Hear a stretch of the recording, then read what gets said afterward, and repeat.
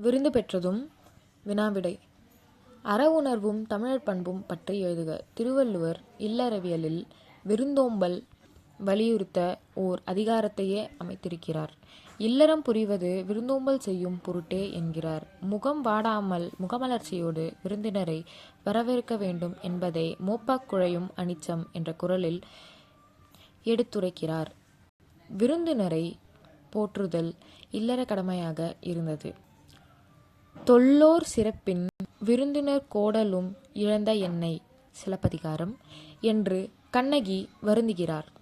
கோவலனை பிரிந்து வாழும் கண்ணகி அவனை பிரிந்ததை விருந்தினரை போற்ற முடியாத நிலையில் எண்ணியே வருந்துவதாக குறிப்பிடுவதன் மூலம் விருந்தினரை போற்றி பேணல் பழந்தமிழர் மரபு என்பதை இளங்கோவடிகள் உணர்த்துகிறார்.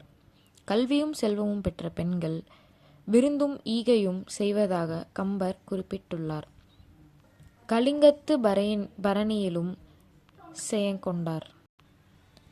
விருந்தினருக்கு உணவிடுவோரின் முகமலர்ச்சியை ஓமையாக்கியுள்ளார். புறநானூறு நற்றிணை கூறும் விருந்தோம்பல் தன்மையை எழுதுக. தனித்து உண்ணார். தனித்து உண்ணாமை என்பது தமிழரின் விருந்தோம்பல் பண்பிட அடிப்படை. அமிழ்தமே கிடைத்தாலும் தாமே உண்ணாது பிறருக்கும் கொடுப்பர் நல்லோர். அத்தகையோரால்தான் உலகம் நிலைத்து இருக்கிறது என்பதை உண்டால் அம்ம இவ்வுலகம் இந்திரர் அமிழ்தம் இவையே தாயினும் இனிது என தமையிர் உண்டாலும் இலரே என்று கடலுள் மாய்ந்த இளம் பெருவழுதி குறிப்பிட்டுள்ளார். அல்லில் ஆயினும் விருந்தோம்பல் என்பது சிறந்த பண்புகளில் ஒன்றாக கருதப்படுகிறது. நடு இரவில் விருந்தினர் வந்தாலும் மகிழ்ந்து வரவேற்று உணவிடும் நல்லியல்பு தமிழருக்கு உண்டு. இதை அல்லில் ஆயினும் விருந்துவரின் உவக்கும் என்று நற்றிணை குறிப்பிட்டுள்ளது. இன்மையிலும் விருந்தோம்பல் பற்றி எழுதுக. வீட்டிற்கு வந்தவருக்கு வறிய நிலையிலும் எவ்வழியிலேனும் முயன்று விருந்தளித்து மகிழ்ந்தனர் நம் முன்னோர்.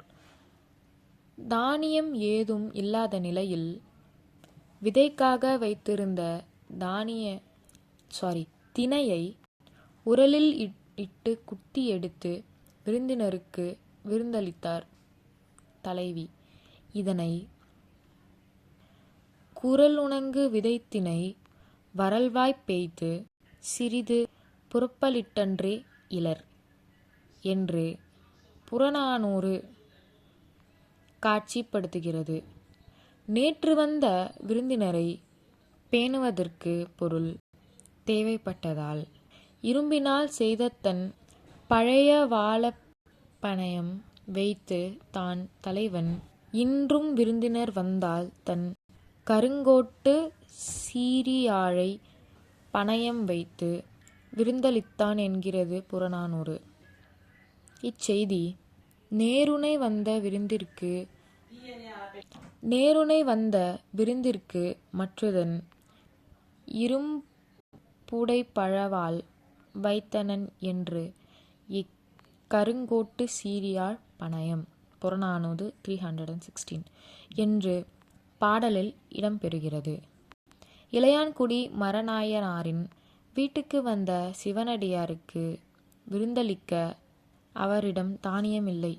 எனவே அன்று விதைத்துவிட்டு வந்த நெல்லை அரித்து வந்து பின் சமைத்து விருந்து படைத்த திறம் பெரிய புராணத்தில் காட்டப்பட்டது. விருந்தை எதிர்கொள்ளும் தன்மை பற்றி எழுதுக. இல்லத்தின் பருவம் நுழையும் அளவிற்கு உள்ள பெரிய வாயிலை இரவில் மூடுவதற்கு முன்னர் உணவு உண்ட வேண்டியவர்கள் யாரேனும் உள்ளீர்களா என்று கேட்டு வழக்கம் இருந்ததை பலர்புகு வாயில் அடைப்பு கடவுணர் வருவீர் உளிரோ என்ற குறுந்தொகை அடிகள் புலப்படுத்துகின்றன. மருந்தே ஆயினும் விருந்தோண்டு உண் என்று கொன்றை வேந்தனில் ஔவையார் பாடியுள்ளார். அவர் பாடிய தனிப்பாடலில் வரகரிசி சோறும் வழுதுணங்காய் வாட்டும் மரமுரணவே புளித்த மோரும் திறமுடனே புல்வேலூர் பூதன் புரிந்து விருந்து இட்டான் இதெல்லாம் உலகம் பெறும் என்று அவர் கூறுவதிலிருந்து வள்ளல்களால் விருந்தினர் போற்றப்பட்டதை அறிய முடிகிறது.